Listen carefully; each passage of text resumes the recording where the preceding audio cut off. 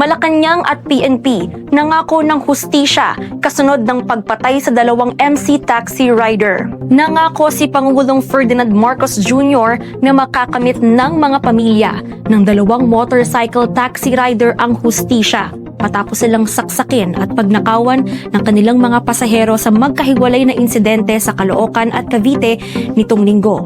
Nakiramay din si Cabinet Secretary Benjamin Abalos Jr. sa burol ng isa sa mga biktima na si Fabio Norberte Jr. Kasabay nito, kinumpirma rin ng Philippine National Police na agad na nadakip ang mga sospek sa pamamagitan ng kanilang follow-up operations. Dahil sa mga naganap na krimen, isinusulong ngayon ni PNP Chief Police General Jose Melencio C. Nartates Jr.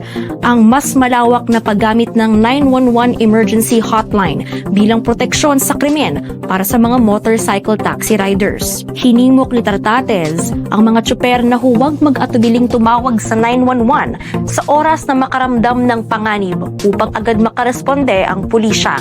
Inanunsyo din ng Department of Interior and Local Government ang pag-activate ng 4 na bagong command centers para sa 911 emergency hotline sa Ilocos Region, Cagayan Valley, Western at Eastern Visayas na may mga operator na marunong ng iba't ibang lokal na dialekto.